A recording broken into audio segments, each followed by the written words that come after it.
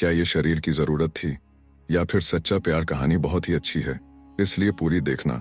घने जंगल के किनारे बसे छोटे से गांव शिवपुर के पास एक साधु का आश्रम था। साधु का नाम था महेशानंद, जिनकी उम्र लगभग 40 वर्ष थी। लंबा कद, सुदृढ़ शरीर, गेरुए वस्त्र, माथे पर भस्म की 3 रेखाएं और शांत आंखों में गहरी गंभीरता।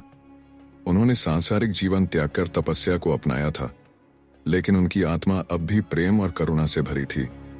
वहीं गांव में एक सुंदर 32 वर्षीय विधवा स्त्री राधा रहती थी। उसका पति 1 वर्ष पहले बीमारी से स्वर्ग सिधार गया था। समाज के तानों और रीति रिवाजों ने उसे एक कोने में समेट दिया था, लेकिन वह अब भी जीना चाहती थी। उसका हृदय प्रेम और अपनपन के लिए तरसता था, परंतु विधवा होने के कारण वह किसी से अपने मन की बात भी नहीं कह सकती थी। एक दिन गांव में बारिश बहुत तेज हो रही थी। राधा का घर कच्चा था, जिसकी छत टपकने लगी थी। मजबूरन वह जंगल की ओर चल दी, जहां साधु महेशानंद का आश्रम था। उसे आशा थी कि वे उसकी सहायता करेंगे। जब वह वहां पहुंची तो महेशानंद मंत्रोच्चारण कर रहे थे। भीगी हुई राधा को देख उन्होंने तुरंत उसे अंदर बुलाया और गर्म कंबल ओढ़ाया। माँ, यह तुम्हारा घर है, तुम सर्दी में ठिठुर क्यों रही हो? महेशानंद ने करुणा से पूछा। राधा की आंखों में आंसू थे। वह बहुत समय बाद किसी के अपनत्व भरे शब्द सुन रही थी। मैं बस बारिश से बचने के लिए आई थी। महेशानंद ने उसे बैठाया, उसे गर्म दूध दिया और उसके घर की स्थिति के बारे में पूछा। राधा ने सारी बात बताई और उसकी आवाज में छुपा दर्द महेशानंद महसूस कर सकते थे। उस रात पहली बार किसी ने राधा को केवल दया से नहीं, बल्कि सम्मान और अपनत्व से देखा।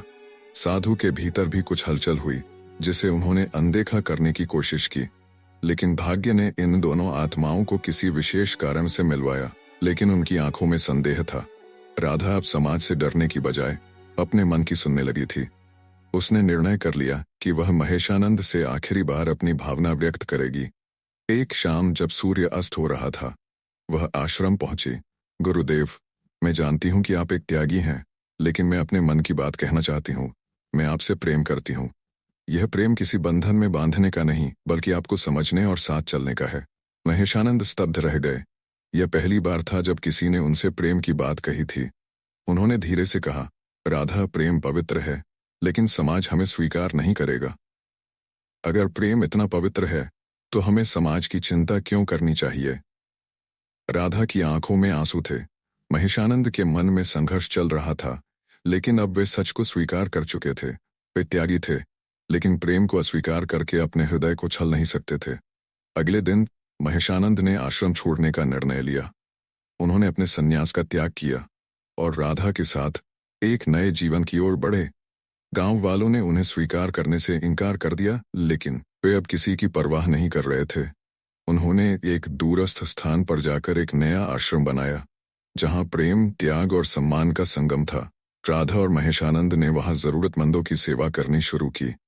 उनका प्रेम न तो सांसारिक था, न ही पूरी तरह आध्यात्मिक।